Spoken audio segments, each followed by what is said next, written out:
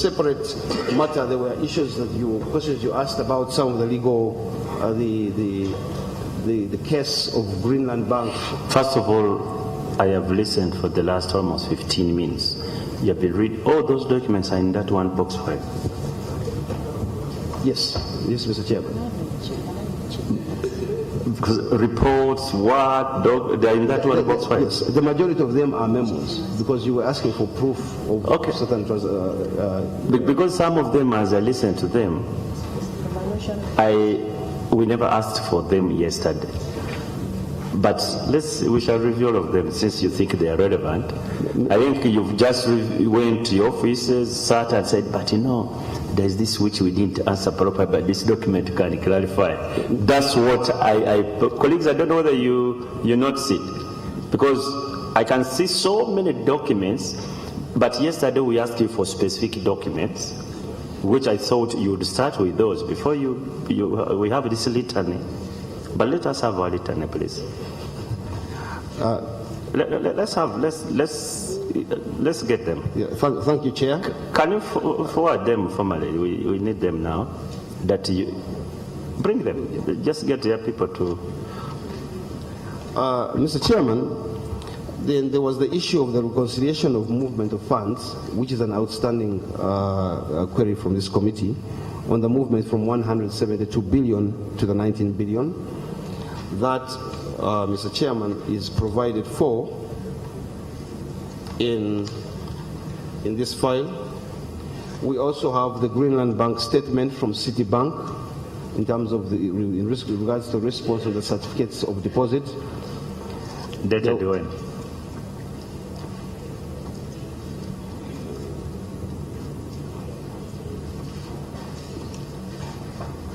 This is a statement of account from 3rd January 1999 to 31st March 1999 from Citibank. 99. Okay. We have also included an outstanding matter. There was the issue of from one of the back issues, the issue of an MOU between the Ministry of Finance and Bank of Uganda regarding the paying of depositor funds over and above the issuer deposits.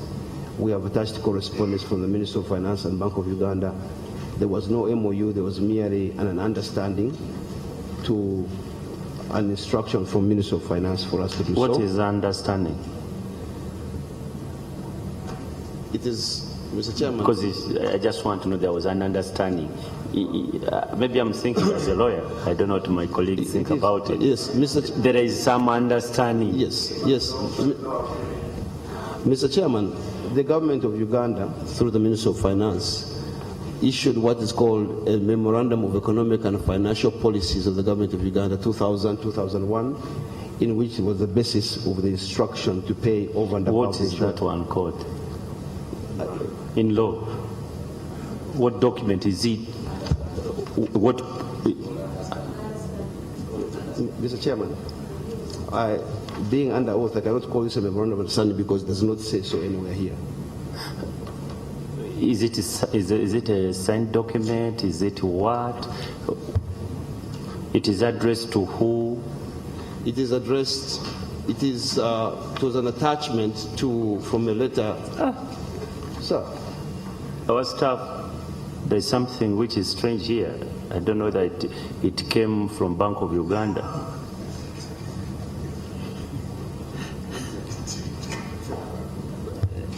Okay, there are some things flying all over in the room, and I was like, where'd they come from? I think Sergeant at Arms, people here, this place should be either fumigated and so on. We don't want flying insects in the room next time. So, Mr. Chairman, if I may go on, then there was a request yesterday. You referred to a document which we don't know. Just tell us what is it.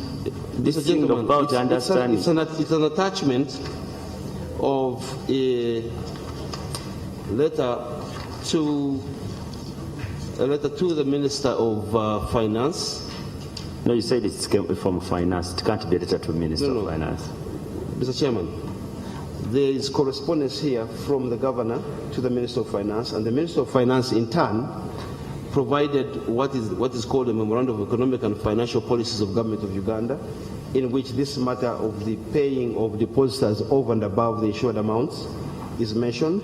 We also attached a budget speech where this was referred to, and it was on the basis of which again, as part of the documentation here, it's on the basis of this that the Minister of Finance then directed... We shall ask the Minister to, by the way, we'll have to explain some of those things. So just hand over. Okay. But I'm telling you, you're already having a problem with the document which you yourself can't really baptize.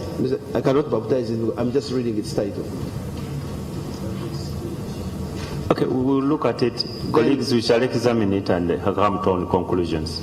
Then, Mr. Chairman, you had asked about the case of Greenland Bank where certain monies were received as a result of a court case. You had wanted copies of the instructions, the judgments, the refunded amount, and the order on appeal. All those documents. Will they answer the question we are asking? How much money was paid? I'll ask legal counsel. Those documents. Thank you, Chair.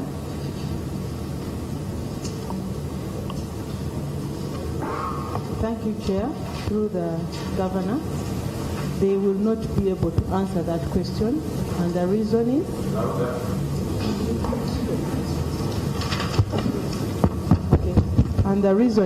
Mr. Chairman, we indeed requested for that statement from the lawyer that was handling the case, and he actually sent the statement, but we were not able to retrieve it within the time given. But Council, giving us those documents without them answering the question, I don't know what you want us to do. Because we are not going to look into the merits of the judgment. What we are looking at are the figures. So, Mr. Chairman, I request that I be given more time to look for those documents, for that statement. Please speak through the microphone, just. I request for more. Am I speaking through it now? I request for more time to go and look for the statement that was provided. Mr. Chairman, that is a verifiable statement, so. Yeah. Because you see, the question was, and I think it was from Honorable Tosime, how much was it that was deducted from the 20, what was the figure? It is a figure. How did it come to that? Mr. Chairman. So until we get those figures, even if you give us these documents, the question would still remain.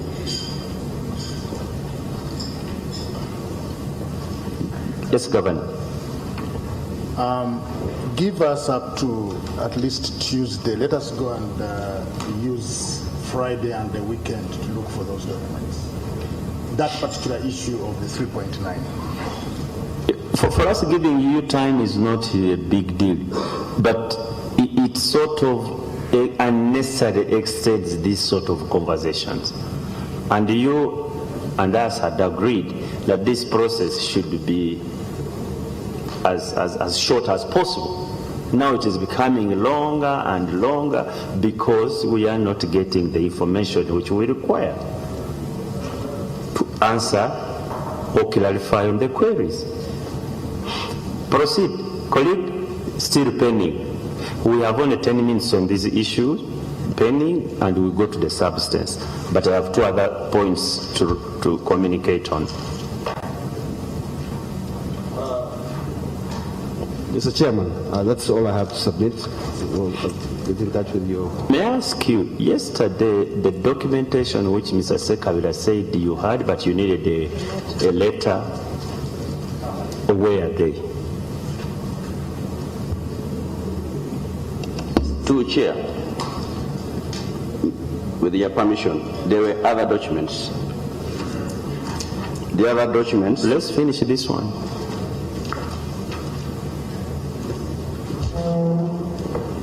Because those are the ones I thought would start with. Before we go into these other files.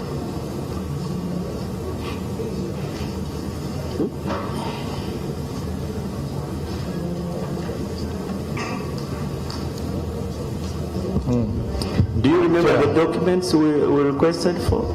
Yes. Chair, thank you very much, and through the governor. The EDS has just read out a list of all those documents. Those were the documents connected to the exit strategy. That box file, plus one that is here, which contains the valuation, are related to the exit strategy. Those are the documents we promised to have in a letter signed by the governor. We talked about documentations, minutes, that related to the decisions you took. Are they in that file? That file and this one. There are two files.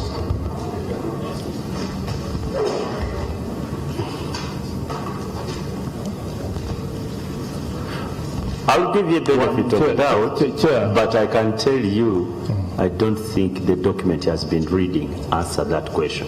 But let us go and submit them to scrutiny by the Auditor General and our lawyers. Chair, only one document which is missing is the EXCOM minute, which was read to this committee at one time. Even some of those documents you've been reading, actually, you had already found them earlier. Some of them you've just been reading. Yeah, so because I have read them. So that's the complete set, Chair, except the minute of EXCOM is lacking on that file. Okay, are those the only documents? And Mr. Chairman, there was a query as to when Mr. Patrick Kagoro was Executive Director of Finance. It was not a query, it was just a question. Yes, I'm providing an Yes. answer, sir. He was the Executive Director of Finance from 8th May 2006 to 26th March 2012. Okay, at some point we might need him.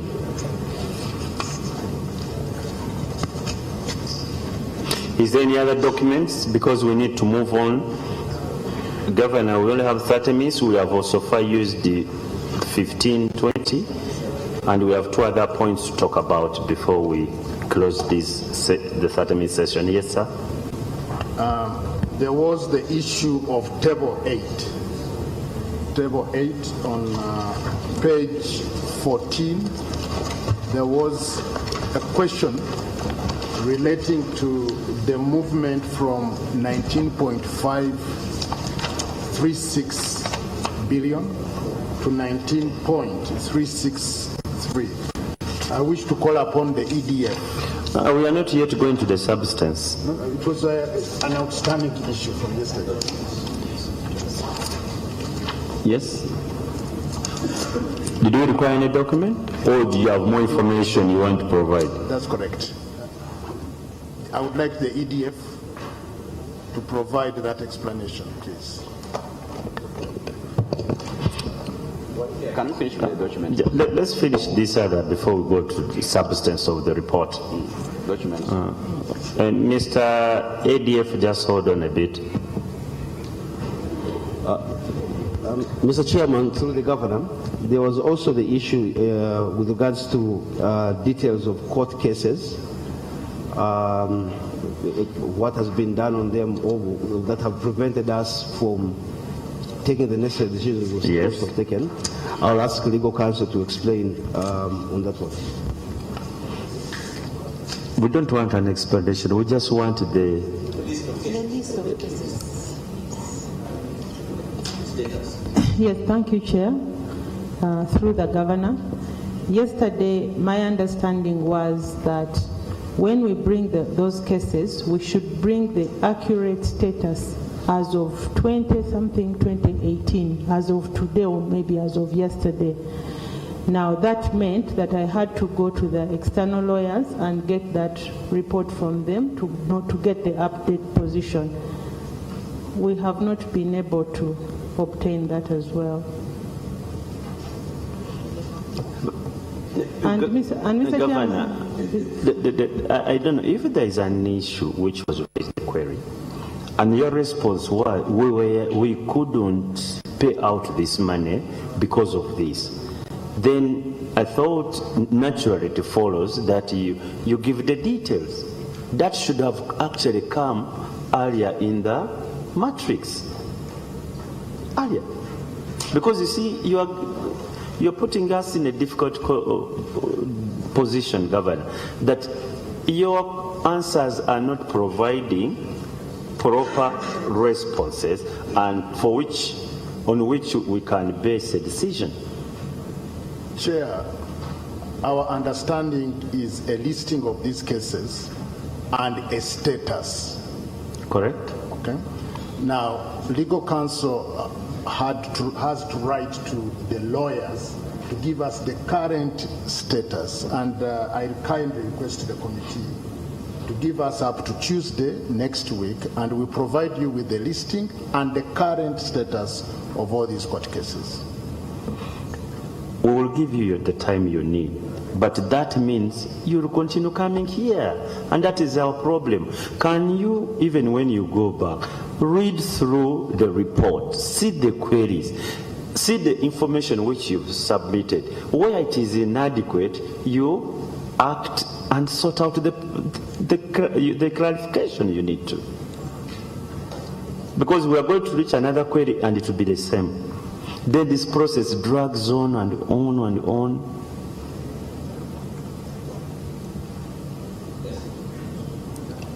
Thank you, Chair. We start in this order. Okay.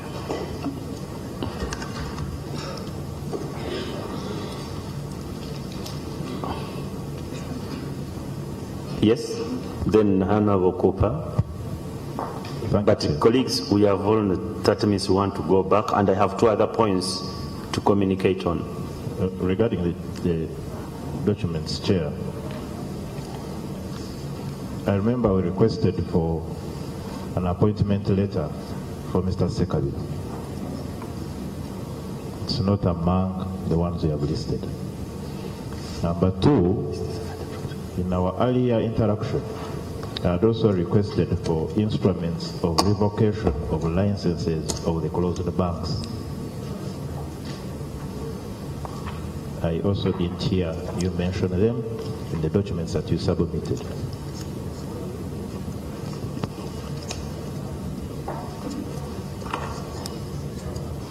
Yes, Honorable Cooper, please. I hope the Bank of Uganda staff is noting down. Chair, the other report that we asked was the report of the Director of Security to the Governor.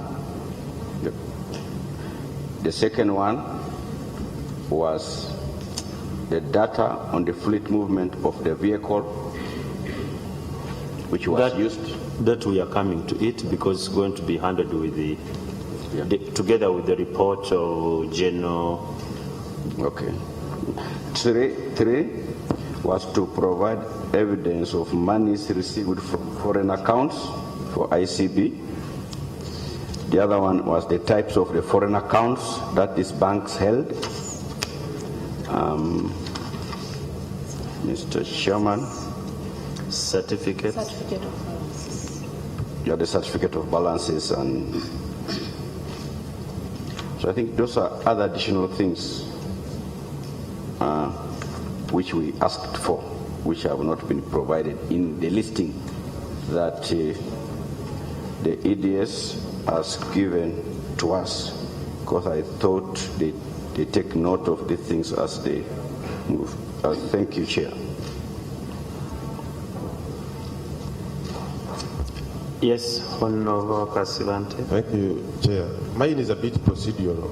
Mr. Chairman, you sometimes back gave an order, this time with the clerk of ours, that whenever we order for any documents, he takes note of them. Now, when it comes to the day for submission of the same, it is the clerk to read out from his checklist. And now, this other side just respond on whichever he puts across. For example, letter of appointment? Yes or no? We have, we don't have. Because we have records of different documents, the way we put them, but the clerk is more technical. You saw when Mr. Mans was reading whichever he came across in his office or in some other people's office and puts them there. It became raw material for us to sieve out what we actually want.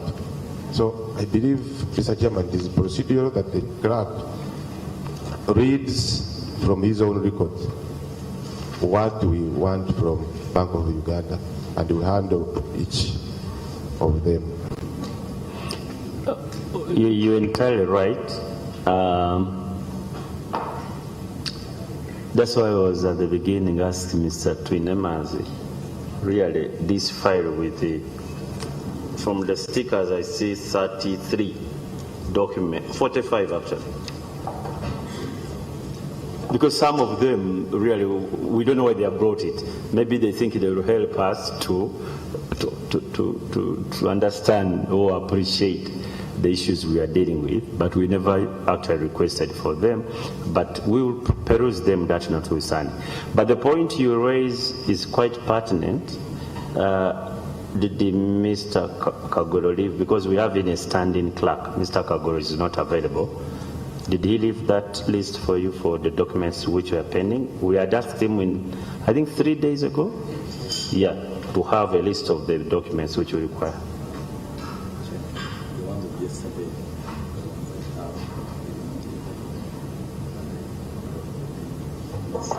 The clerk is saying it's only the one of yesterday when he came.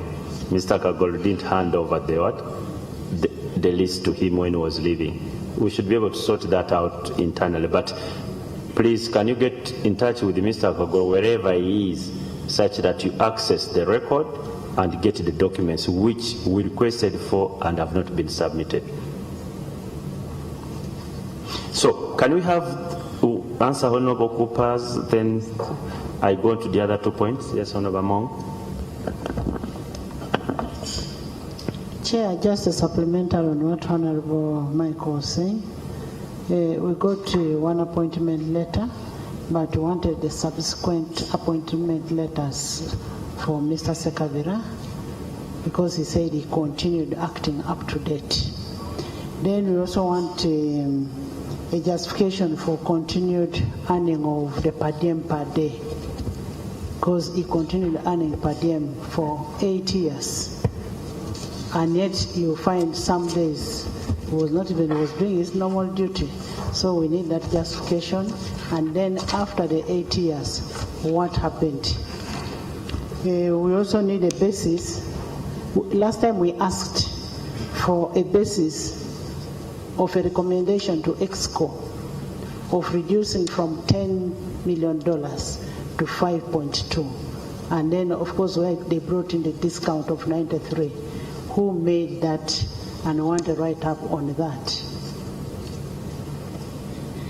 I hope those, you note down those documentations either in this file or you are going to bring them.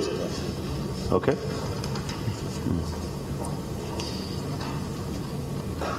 So please, the other documents which are still pending, other than those we had asked before, we're going to give you up Tuesday, because that's what the time you requested, to bring them. Colleagues, we move to 2 other issues. One, the Takira report, and then we go to the appearance of Mrs. Justine Bagyenda. Those are the only 2 issues remaining. So we start with the Takira report.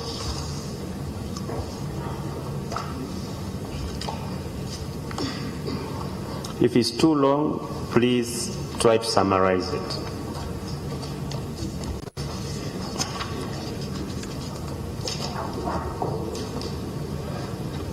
Thank you, Chair. May I know, Governor, whether all these officers are in this room? Can I just establish this? Yes, please.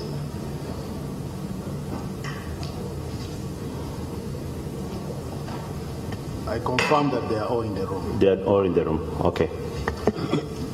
Yes, Brigadier Takira, please. Thank you, Chair.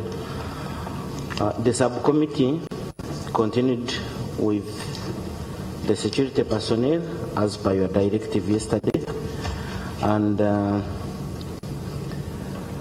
we went to interact with 4 people, namely Police Constable Adikorit Juliet, Mr. Job Turiahebwa, Mr. Charles Moro, and Madam Chamba de Beatrice.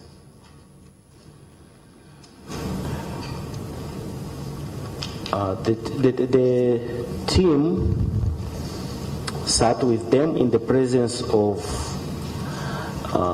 some officials from the Bank of Uganda, and that was Dr. John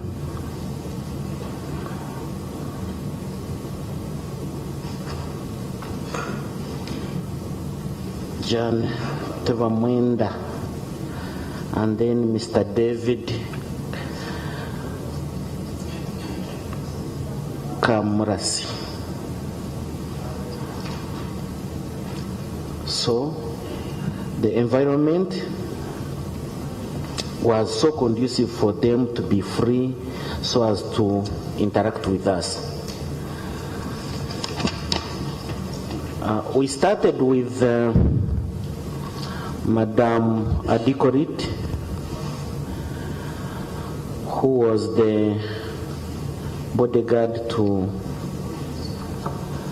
Mrs. Bagyenda, and because according to the footage of the 10th Feb, she was the first person who appeared on the CCTV, and later on Mr. Job was also there. So the two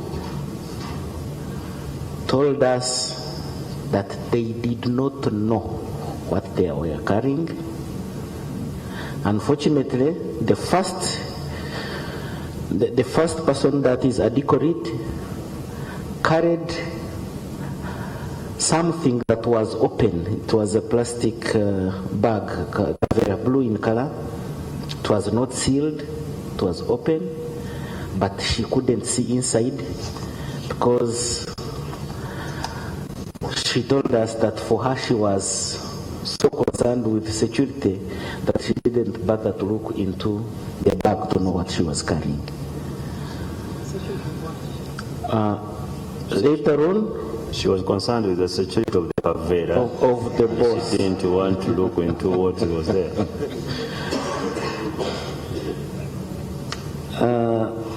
Mr. Job, the driver, also answered the same way. He didn't know what he carried from the bank to the vehicle that evening of 10th Feb. And on that day, it was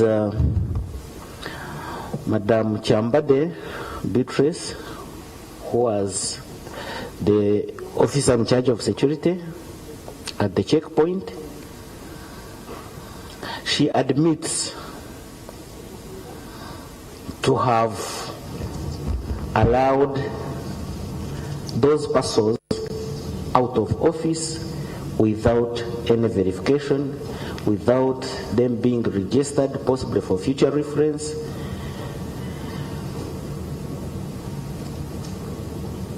And she also didn't know what was taken out of the office. On the 14th of March 2018, Mr. Moro Charles was on duty when Mrs. Bagyenda came to the bank offices and passed through the checkpoints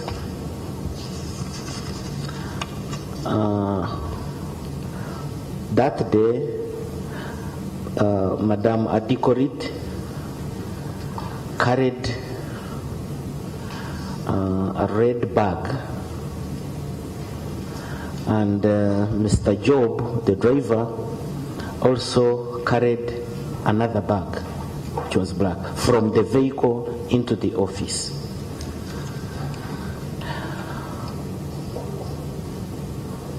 Unfortunately, again, they didn't know what contents they were, not even to guess whether these are books, whether these are clothing, or anything like that. So they carried them inside, and on that day, Mr. Moro Charles, who was in charge of security, didn't know what was carried inside and later carried outside. On cross-checking, That's a bit, and later carried outside. What do you mean? From also you said they carried inside. Did they again carry them out? Yeah, when Madame Bagyenda came into office, she came with 2 bags that were carried by the aide, Madame Adikorit, and the driver, Mr. Job.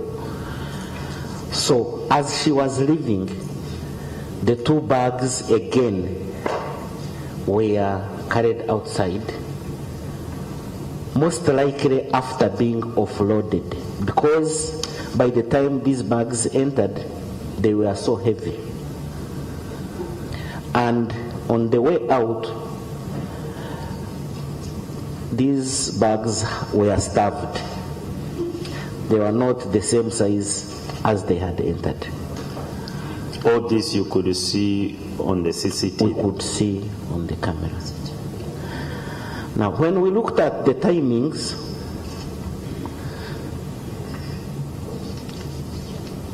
Madame Bagyenda, on the 10th of Feb, entered, it was a Saturday, she entered the office, the bank, after exiting from her vehicle at around 3:13 in the afternoon. The timings were so clear.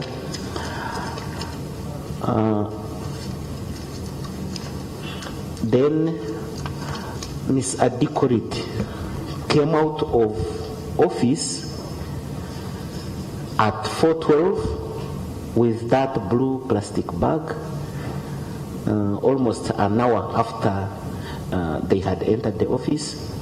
So she went out with the blue plastic bag, went to the vehicle, deposited whatever was being taken, and she came back with the driver, Mr. Job, and they entered, picked the remaining 2 bags. Mr. Job was carrying 1 blue bag and 2 other smaller ones, the briefcase size small bags. And then Madame Adikorit was carrying a box that contained some folders that we could see because the box was open, and they placed the items in the vehicle. At around 4:54 p.m., Mrs. Bagyenda came out of office and entered the vehicle, and they set off. On the 14th of March this year, Mrs. Bagyenda, according to the police information regarding her itinerary, says that she arrived at the airport at around 11:32 in the morning. But according to Adekorit and the driver, from the airport, they didn't stop anywhere, but arrived at the office at 6:23 p.m. A journey that took them around 6 hours. What are you saying? What I mean is that A journey from where to where? from Entebbe Airport to Bank of Uganda, direct. The driver says they drove from around 11:30 to 6 o'clock, just from Entebbe Airport to the bank. Police information indicates that she arrived at 11:32, but the driver told us yesterday that they took off from the airport in the afternoon at around 2-3 there. So, in our questioning, we wondered whether the EDS, the former EDS, was held at the airport for almost 2 hours and something. And the answer was no, the pickup was so immediate that when she arrived, soon after she was put into the vehicle and driven off up to the bank headquarters. So at 6:23 p.m., the car entered the bank premises. At 6:26 p.m., Miss Adekorit carried the red bag out of the vehicle, followed by Mr. Job, the driver, who carried the black bag, and they entered the office. Mr. Moreau, the security officer on duty, watched as they entered without being checked, and it was unusual that there is another door behind the checkpoint which is always closed but can only be opened for emergency situations. But by the time these two arrived with the bags, the door was already opened for them, and that's where they passed. They didn't use the checkpoint. So in our observation, we found that there was a lot of negligence, especially on the part of the security officers who knew what to do but didn't do it the way it should.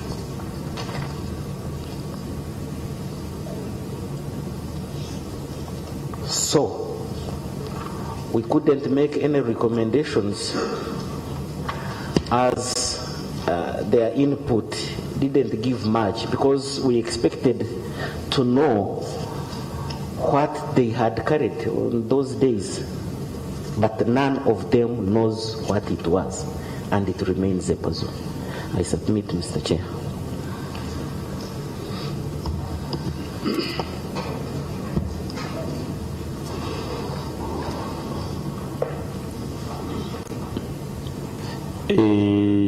Is that all?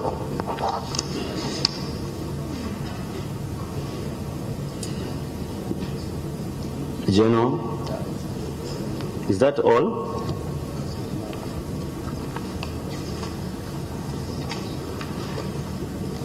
Thank you, Chair.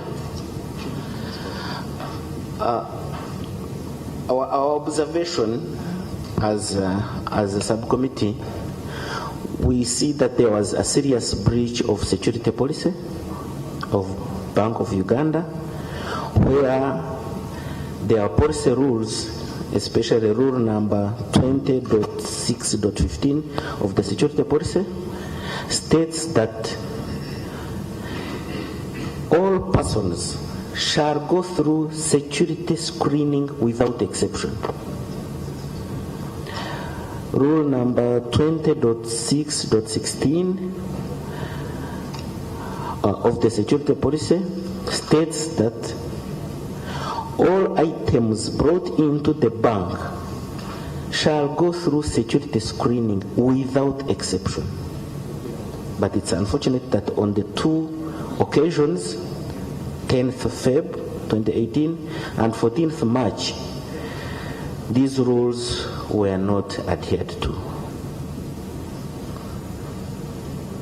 And again, we looked at the inconsistencies in the timings, especially as reported by the driver on the time that they picked the former EDS from Entebbe Airport to the bank and the time it took them to arrive at the bank. Thank you, sir. Honorable Moses.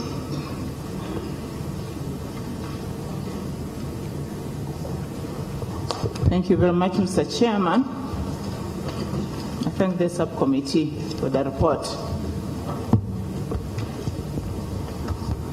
Yes, what we are hearing is sad. But I want to get to know what are the terms and conditions of service in the appointment letter of these security officers. Can we look at their appointment letters and the duties assigned to them?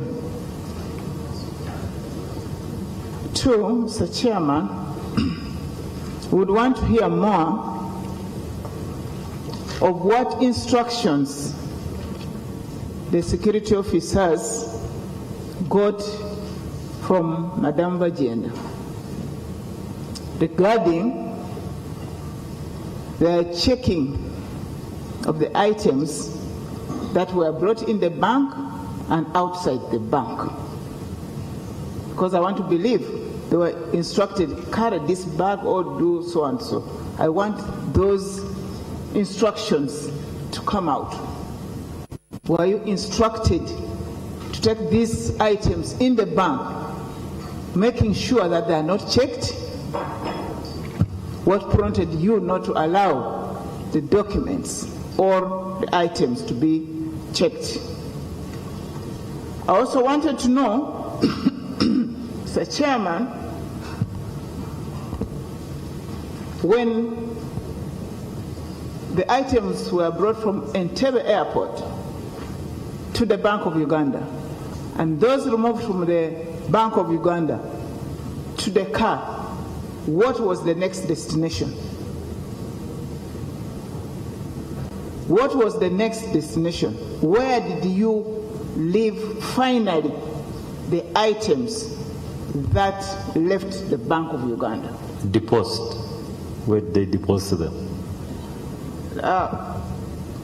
Mr. Chairman, this one will give us some more glue, because we cannot assure. I would rather let's get a clarification, because this seems to be a very serious issue which we are going to interrogate further. Let us now finish with the preliminaries before we now go to the substance of those items that left the bank and whatever came in and not checked, because we are going to discuss it in detail, and I would prefer when even Mrs. Bagyenda is around. That will have to, because I don't want to have a say, no, they said that, but I didn't say it. If they are all seated there, it might be better for all of us. And so let us not go into the substance, other the procedural issue, but you could ask them the first questions. Where did they leave the bags? Because they are the ones who carry the bags. They can't say where they left it on the road or they threw it in the river. That they should be able to tell us. And then their appointment letters. Thank you, Chair and colleagues. In that report of Brigadier, I did not hear something to do with the 4 people accepting whether they carried the items? No. During their interaction yesterday, did they accept they carried them? Okay, did they view the CCTV together with them? Yes. Did they identify themselves that they're the ones carrying the items? Yes, Mr. Chair, they viewed the footage. You viewed them together? And they identified themselves. Okay. Good. Then number 2.